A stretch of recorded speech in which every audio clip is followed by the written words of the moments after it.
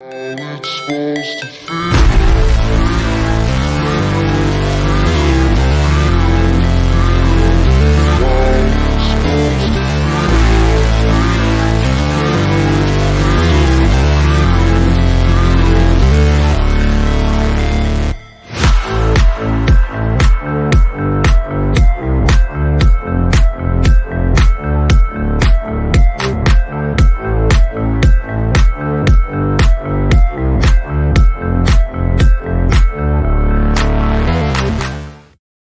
Yo, yo, yo. Welcome to NS9 Postgame Show on Pittsburgh Baseball Now. I'm your host, Anthony DiNardo. With me, we got Tyler, a.k.a. Wagner to Kutch.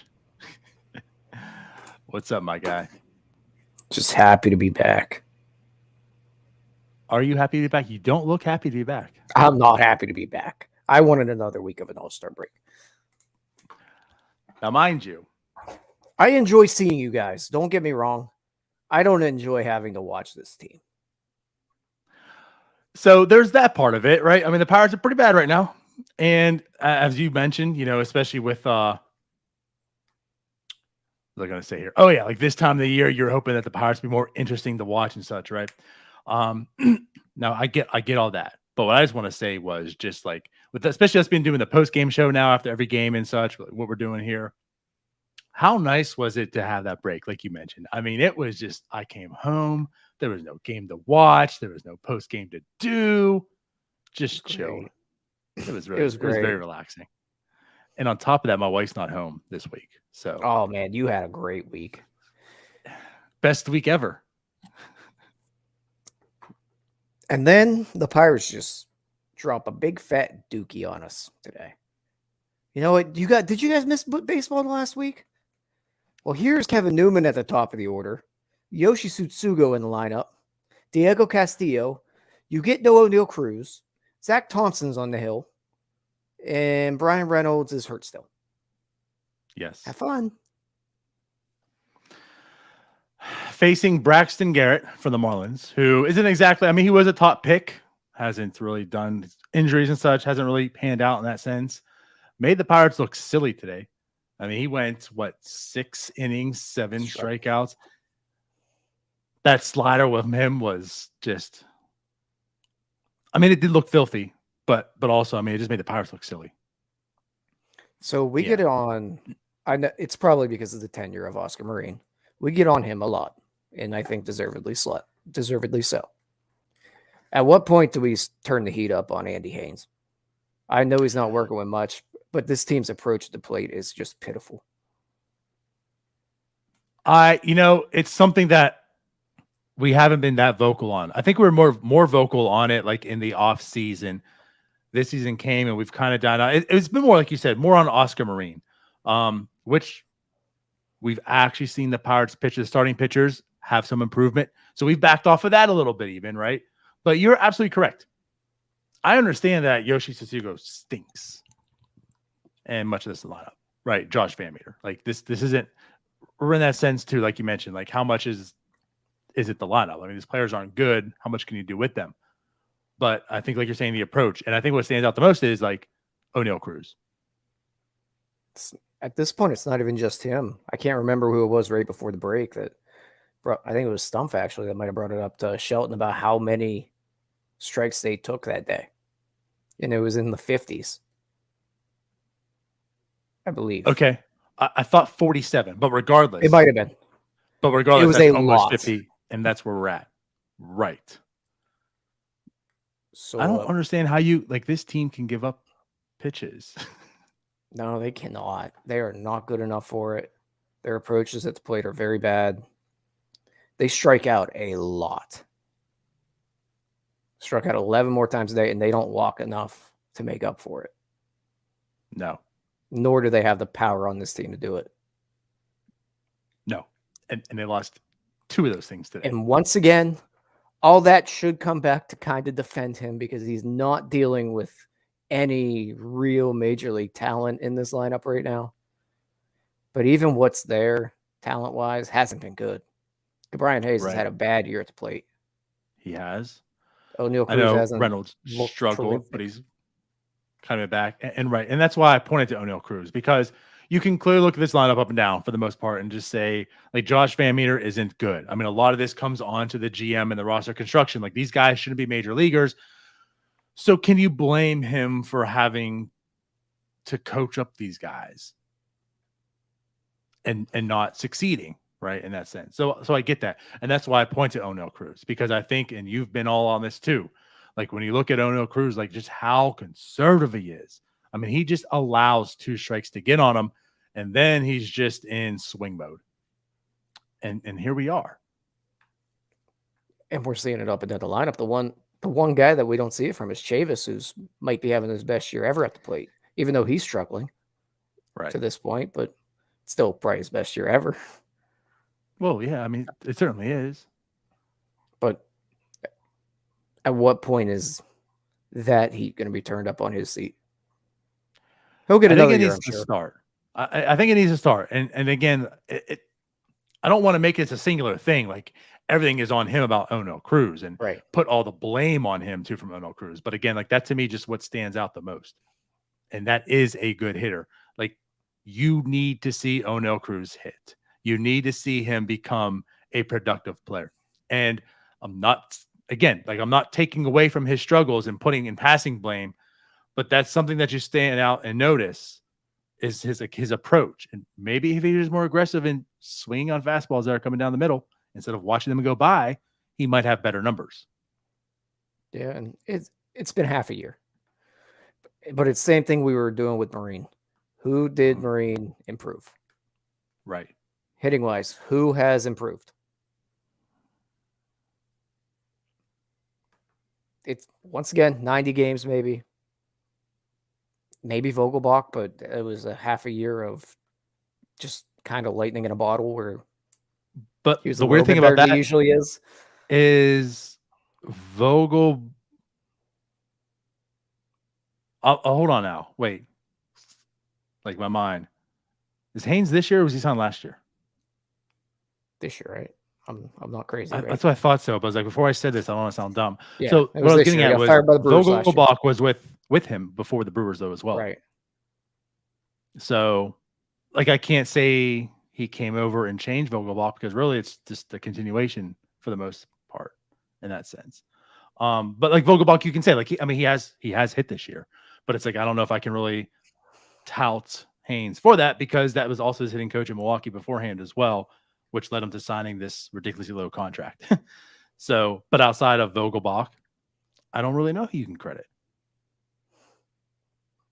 So, I mean, it's a lot of bad players in the lineup. Don't get me wrong. Right. So I guess like Chavis. Chavis is probably the only one that you can look at that's productive right now that like wasn't so much as like last year and such. Hayes has struggled, but he's had struggles before. Reynolds struggled, but he's back. I mean, I can't blame or credit. So I don't know. Like to me, no needle has really moved with either any player. Yeah. This is more of a NS9 live discussion, but there was a game that happened today. Yes.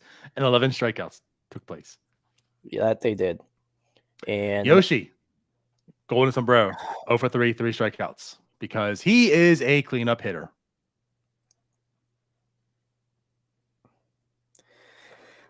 How much longer? Let's do this. Let's do this. The Pirates did have 2 hits tonight. So shout out to Brian Hayes and shout out to our catcher, Jason DeLay, with his first career home run. And again, like, listen, it's a very small sample. I'm very bullish in the sense of Jason DeLay seemed to be a defensive, although he had the catcher's interference or blocking the plate tonight. Controversial, maybe. But defensively, he looked good. And it's like the bat has been bad, but whatever. The bat's been productive so far. Again, small sample, but he's batting .324 in the year, 861 OPS. We saw he's a doubles machine. Tonight he hit a home run. Like, what's going on with Jason DeLay? He's lucking in some hits, I think. But, I mean, he's a capable backup catcher, I think. Andy Haines, credit to him. I guess he's got to get credit for the 2-week success he's had. There you go. But I mean, I think I do think he's a capable backup catcher. I'm okay with him being on this team, and I'm very happy they made the right decision and stuck with him instead of Perez. Agree on all that. And again, the only reason I wanted him and felt from day one, from the first game, I said this move needs to happen, was just because of the defense. I mean, Michael Perez is just bad at everything. And if Delay can at least just be good defensively, then that's a plus. But like the offense is there. And I'm not suspecting this to transpire the entire season, of course, mind you. But it's continuing. Like he is doing it. He's putting up offensive numbers. Like what a pleasant surprise. I'm going to be honest. If that's true, I missed the whole Michael Perez DFA. Oh, yeah. I've been a long day. It has been a long day. Been very busy. And again, yes, I mean, I'm not elated no matter who won the game. The game was pretty bad. I had to watch through it. But again, with Michael Perez off the roster, my biggest thing is Jason Delay and Tyler Heineman for this team and this year. It's a good enough roster duo for me, and that's who it should be. So the correct move is made. Absolutely. I'm okay with both those guys, especially the way the catcher position's gone hitting wise. It seems to be back to the guys that suck are behind plate at hitting, and it's defensive specialists again. Yeah. We saw a little phase where it almost had like that shortstop revolution where everybody else then could hit. Now we're back to the Chris Stewarts of the world are taking over. We are. Till those robo-ums come. Yeah. Till Henry Davis is up here. There you go. Perfect. So, yeah. So I guess, again, Hayes and Delay were the only ones with hits tonight against the Miami Marlins. The Miami Marlins who came into this game, was it 37? Yeah, it might have been 37? 34. It's in that ballpark. Well, they scored. When did they score? They scored in the fourth. So I think it was 37. So I think they had maybe 34. I don't know, whatever. But Donardo? Yeah. It is a minor miracle they did not score before that. You wanna just hear the first like 2 innings of Zach Thompson? Do it. First batter, 100 mile an hour line out, walk, 108 ground out, 99 ground out, and then a ground out that doesn't register. Second inning, 104 mile per hour line out. Struck someone out. Good for him. 103 mile per hour line out. Third inning, 100 mile per hour single. Yep, we got an 81 mile an hour ground out. 97 mile per hour ground out. Fourth inning, 103, 67. We got some weak contact. 88, 84, and then we started to settle in a hair. That's a lot of 100 mile per hour hits. So Zach Thompson had a lot of hard hits against him. It's safe to say. You know, again, the Marlins came in here. We'll settle between 34 and 37 scoreless innings. It was kind of a big deal. I think the record was 38. That was set, I think, last year as well, or if not the year before that. We keep talking like this team isn't terrible offensively, but of course a lot of it was because of Jazz Chisholm, and the Pirates have been blessed to be facing the Marlins without Jazz Chisholm. But they didn't need him tonight because the Marlins scored 8 runs. And like as you mentioned, yeah, Zach Thompson goes 5.1, gives up 7 earned. And like you said, he kind of escaped quite a bit at the beginning part, so it could have been worse. But he's given up a lot of hits. Now, I know we've talked about Zach Thompson, the evolution about, you know, him throwing the cutter more, the 2-seamer and such, and how he's looked since, I think it's May 3rd, May 5th, whatever that date was. He went to the IL. He's come back. Hasn't looked too sharp since. Had 4 starts. 2 of them had 2 earned. Now, mind you, he didn't last 5 innings in the first. Third start had only 1 earned. And then, of course, tonight just kind of, you know, gave up everything. So I'm not dumping on Zach Thompson yet. I'm not saying, you know what, that was just a hot stretch. He's done. He's garbage. Get this guy off the team. I'm still intrigued. It's been 4 starts after the IL stints. I mean, I still need to see a whole rest of the season's worth to really make any type of opinion on him. But I know where you're going with this, and that's why I want to preference it, because I'm going to give you your floor. But it's not been good lately. Yeah, he's bad. He stinks. He's pedestrian. He's a guy that I'm okay keeping on this roster right now because he can throw 5 innings and give up 12 runs and get you through a game of a blowout. Aside from that, he's as pedestrian as they come. He's just a guy. The guy's got like a 5.5 FIP. He doesn't miss bats. Yes. He gets killed, but he can eat some innings. And I guess this team needs to eat some innings, so I'm fine, I guess. I would be a little bit more intrigued maybe with a move to the bullpen because we did see that work for him a little bit last year. Kind of a swingman type role. I'd be okay with him moving into like the Underwood Jr. role. Right. But as a starter, I have no interest going beyond this year with him. So let's go back. You mentioned how this is an NS9 Live type of show. Let's just go back to the last NS9 Live we talked about and like looking into the future, the guys that you're kind of interested in and such. And I think we all kind of felt that, Zach Thompson, you can't really pencil him in for a rotation guy. I think it was you or Jim, and I said that was the first time I made that thought of that comp, and it was so good. Trevor Williams, like tonight, just kind of shows that when he gets hit hard. That was Trevor Williams. Like he doesn't miss bats either, right? He just escaped quite a bit. Weak contact, got outs. When you're not giving up weak contact like tonight, and they got your number, 5 innings, 7 earned. So again, like I'm not jumping the boat and just saying he's done. I still want to see a little bit more, but I'm still on that side where I don't think he's going to be a future rotation type of arm. When the Pirates are good, more or less, he could still be that next year. If he's in the rotation next year, I'm going to have some problems.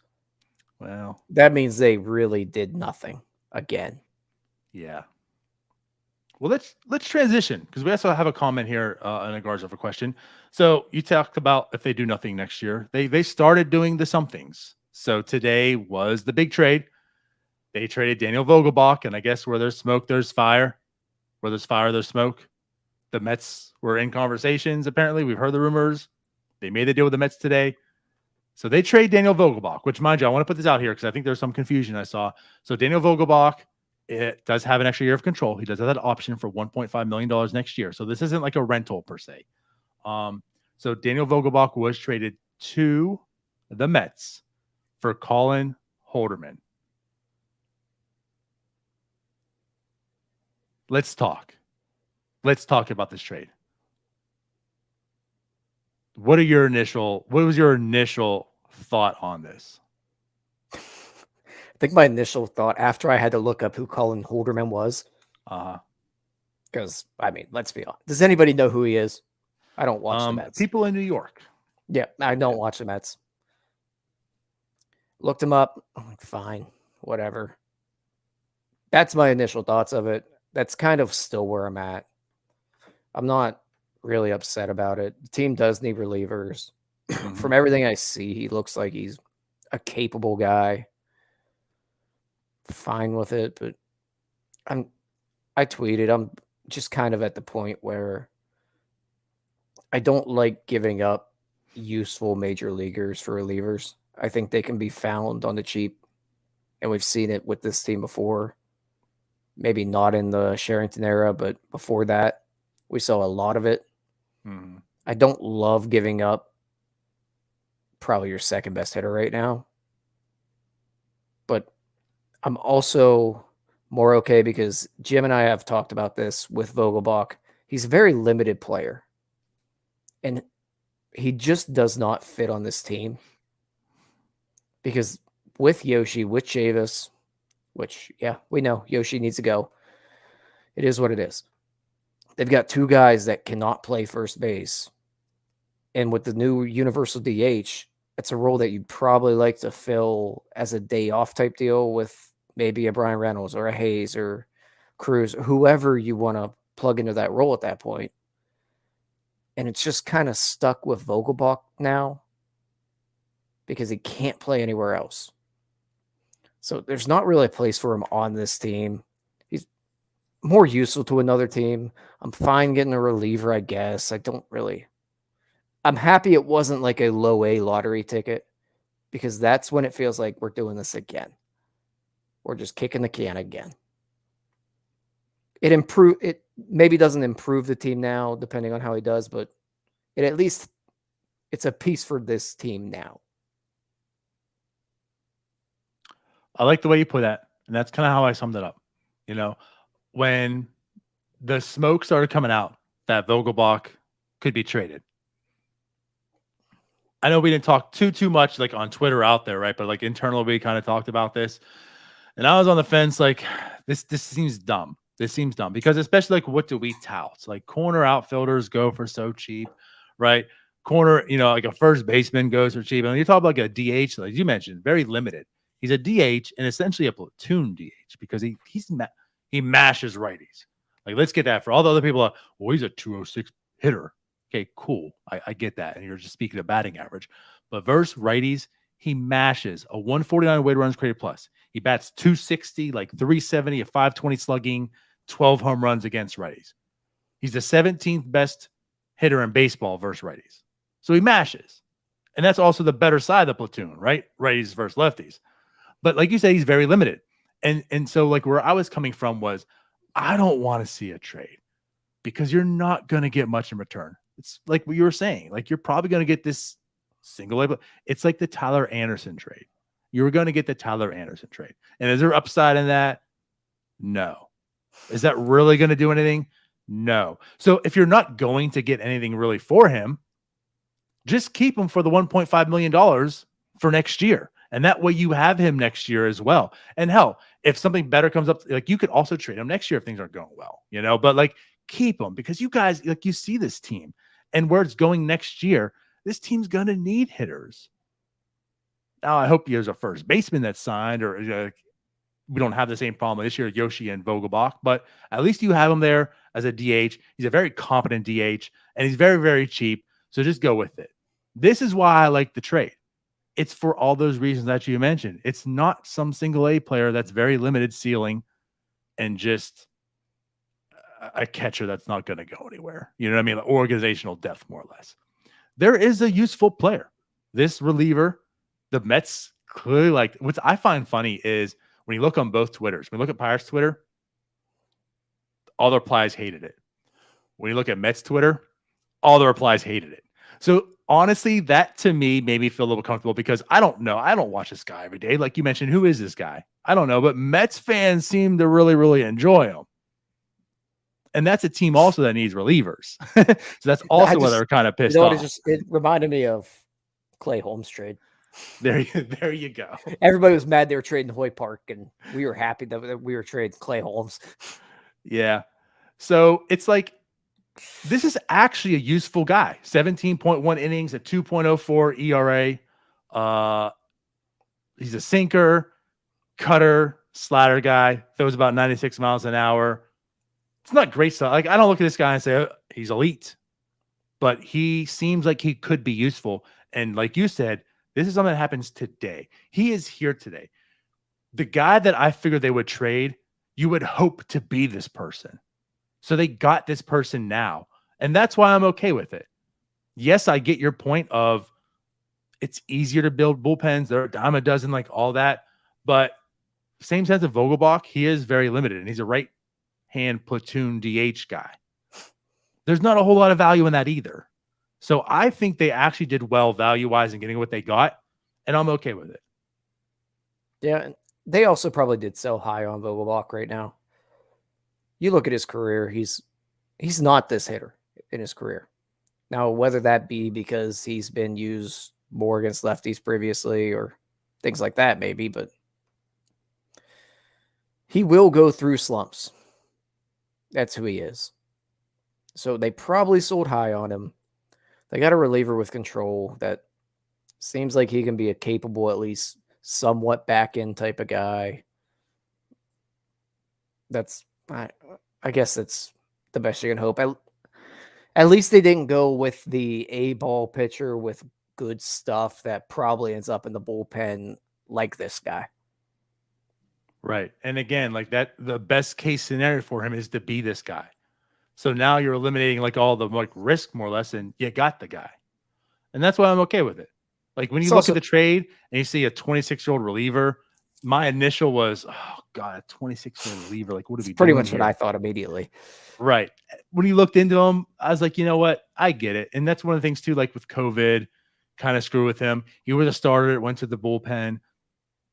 I kind of like his stuff. I kind of dig him. So for all the reasons we talked about some of the arms in this bullpen, for the Pirates not being good when I want to claim them good, it is just 17.2 innings for the Mets. So back off a little bit before you say we got an elite reliever at a 2.04 ERA, but like the things around it seem pretty good. I'm not saying it's all going to be sustainable and going to be great. He hasn't given up a home run yet and such, but like things look good. He doesn't have to be a back end guy. Just the fact that maybe we're starting to build a bullpen. Dude, we just Add some watched Dillon Peters positivity. get rocked. At this Boy. point, any reliever help, whatever. I'm fine. So let's go back to the questions that Dave White asked. So who goes out of the bullpen for Holderman? What's my normal response to this? Tell us. Throw a dart. Just not Bednar, right? Yeah. Remove Crow and Bednar and throw a dart at the rest of them.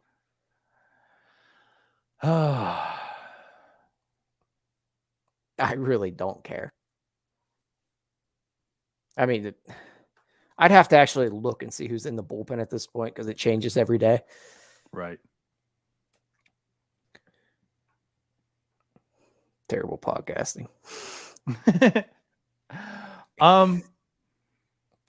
See, it's like I don't really know. I don't want to make any suggestions here because as we know, we're always wrong. I mean, Anthony says Stratton. I still don't think Stratton either. I don't either. I don't know because I think honestly the way you put it is just the best. Like throw a dart. I mean, it could be so many players. Probably not De Los Santos. I don't think Stratton either. I mean, I think they're gonna keep him around, but he hasn't looked good. And again, like I've touted that he's not this bad. He's not this bad. I'm wrong. I'm on the side where no, he's this bad. He's lost it. He's lost it. It could be Stratton, but they're gonna need arms. I'm okay keeping. I mean, honestly, I'd go Peters. I feel like I want to give keep Peters Stratton a little more Peters. time. I do not. Not at all. No, You would I go don't. Peters in? I would. Yeah, Peters. Because I haven't seen enough of Benuelos, whatever his last name is yet. Right. Beatty, I guess, like I will see a little more of. Peters, I'm okay not seeing any more of. It's almost like you can clump them all in the same boat, though, because what we hate of Peters, I'm not saying it's going to be to this degree, but I feel like B is going to eventually go down this path also. Absolutely. Right? But he's not yet, and he's not now. So keep him there until he is, I guess. I wouldn't hate Peters. I'm not going to hate any of them because, as we mentioned, like whether it's Stratton, whether it's Peters, whether it's Beatty, whomever, like none of these guys are part of the future. So maybe Peters is it. He has not looked good since coming back from the IL. The last 3 outings he's had, he has not looked good at all. So what was it? I put it out there. 6 innings, 8 earned, 13 hits, 3 home runs. I mean, maybe that's why they use them today. They do tend to do that, though. They toss the guy out there and use what they get and then get rid of him the next day. They have a habit of doing that. So if we talked ourselves through it, that it's going to be Dillon Peters? I think it's Dillon Peters. Okay. I'm comfortable with that. Just send De Los Santos down to the minors. Right. Of course. No, there'll be some phantom IL stint. That's possible as well. It's going to be Stratton. He hasn't had one in some time. That is very possible. I think he had a phantom IL last year. But they also have DeYoung should be coming off the IL. That's true. When did he get put on there? I don't remember when, but He's got to be coming soon. yeah. And I mean, they could just rehab him for a month. And Ronesy's got some controlled starts he's got to make. So it's gonna be a point in time where he starts coming up soon. Because he's got to make those in Indy. Yeah. Right. So Jim's argument was right on Twitter. So everybody knows that was he won't be down until August something. Yes, he will. Right. Just going back to this game, like you said, Peters, he did not look good. 2.2, 3 hits, 1 run, one of them being a homer. Stratton did come in, 1 hit, 1 strikeout. But yeah, like Stratton doesn't look the same guy. Again, like just overall, I don't think there's a whole lot we can really talk and discuss about this game. This game was terrible for the Pirates and every facet. Hits. Every facet. We talked about the trade. Again, I don't hate the trade at all. I think you can easily talk me into liking it. At this point, I am more in favor and positive on it than anything. But I want to see this guy pitch a little more than the 17 innings again. He's pitched for the Mets. So we have the rest of the year. We get to see him. And again, like this is starting to build a path. I mean, De Los Santos does pan out. Crow's here. Bednar's here. This guy does pan out. Like you're looking like maybe there's a bullpen that's going to be here next year. So instead of having to purchase bullpen arm next year, maybe they just got to purchase a first baseman next year. They can find one for cheap, as we've talked about, and actually a productive one. And there's a path still for success for this team. Yeah, the encouraging thing about it is that it wasn't a kick the can down the road trade. Right. Which I think we kind of fear. It's more of what we've been talking about with Quintana, where I personally don't want to see another Tyler Anderson-like trade that you've brought up. They need help, and they need help now. Which is why I would keep Quintana. And Vogelbach's a little different situation, as we spoke about the limited of them. What's up, Justin? I'm happy that they didn't take another flyer on a low arm or a low A-ball arm. That's slightly intriguing. Agree. Let's kind of tie this in real quick too before we wrap up, because we'll get out of here soon. But with this trade, like you said, it happens for the now. It's a reliever. Also, kind of seeing this draft this year. I mean, I know it was the high school kid that was taken overall as the batter, but you saw a lot of college arms being taken. Not many had really, really high ceiling types, but of course they're college arms, right? But are we kind of seeing like Charrington play into like, I'm going to build a bullpen? Like there's a bullpen coming, because we got all kinds of pitchers that are close to being ready too. Because like you mentioned, like these college arms, it's not going to take long for them to go through the system from a lot of them. So are we speeding this up? Or are we showing like, hey guys, might not be contending next year, but let's get this thing going? It definitely was like let's take as many guys we can fast track, throw them at the wall, and see what sticks. There it is. That's what that entire draft felt like. College arm, college arm, college arm. I hope that you get a few that turn out maybe as 4 and 5 starter, maybe. I do think they took some that have starter potential, especially early on. And they definitely need some starters for the rotation, because it is a little limited. Mm-hmm. But it might have been a little bit of an overreaction to the lack of pitching depth in the minors, because he took all of them, and they were left-handed too. Yeah, actually, that's a good point too. They were left, which was funny enough. Like this organization has a tough enough problem with left-handed hitters, and the number 1 overall pick, well, not overall, but number 1 pick for the Pirates was also a left-handed high school bat. Now, mind you, I'm not going to draft Tamar Johnson because he's left-handed by any means, but like it's the irony in that. But right, there's a lot of lefties as far as hitters go in this organization, and there's a lot of righties for pitchers. So he did load up on pitchers, like you're saying, right? A little bit of a lack of quality as far as arms, and a lot of them were lefties. So yeah, he is trying to build the ultimate home field advantage here. Short porch in left field. I'm throwing all the lefties at you. You're not going to be able to hit it over that Clemente wall, and I'm getting all the left-handed hitters so they can hit it over it. Right. Right. And also, mind you, wait, what was I just going to say?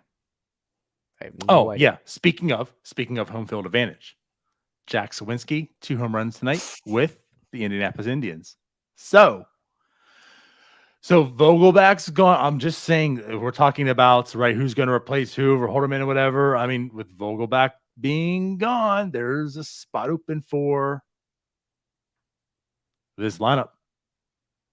Let's get you right, Jack Sawinski, because man, oh man, we just saw this lineup tonight, and it needs some bats. Never Needs some in my power. wild. You know what? If you told me before this year that on July 22nd, I would see Yoshi Tsutsugo, Kevin Newman, Jake Marisnik in the lineup, I think, man, they must be getting ready to trade these guys off for a haul. It must be veterans bouncing back. Nope, they all suck. Yeah. Can't believe what a turnaround Kevin Newman has had. Over O'Neal Cruz? Yeah. No O'Neal Cruz in the lineup. Kevin Newman's in it on July 22nd. Yeah. Well, hold your horses now, because on July 23rd, the Pirates face Max Meyer, who is a righty. So we also get to talk about Josh Van Meter being in the lineup. Oh, yeah. So he must be having an incredible season as well. All the trade chips for the Pirates. I can't wait till Van Meter's like DHing. He's too valuable. Can't DH. Got to be in the field, man. No, Van Meter's going to play first base tomorrow. Yoshi's going to DH. Cruz will be in the lineup at 6th, 7th, probably 6th. Mm-hmm. Newman at 2nd, obviously, hitting leadoff. Duh. Van Meter might sneak up to 2nd in the lineup. I don't know. Maybe 5th. Right. Can't wait. It's going to be exciting. So with that said, we will be back tomorrow to discuss that game. Hopefully, what's the over and under? 11.5 strikeouts? Because it's a right for the game? Yeah. Oh, yeah. I'm taking that over all day. Taking the over? All right. Oh, yeah. All day. So there you have it. So then, yeah, let's get out of here. It's been 37 minutes talking about the Pittsburgh Pirates coming after an 8-1 loss against the Marlins. I don't know how we do it, but we do. So let's get because out there of was here. a trade today. There you go. Thank you, Ben Charity. It wasn't even on a holiday. Imagine that. Good Lord. I'm glad I spent my Friday night doing this. Yeah. On this comment, we are logging off. I'm out of here. So Yeah, we'll I'm see done. you guys tomorrow. Bye-bye. Peace out, Girl Scouts.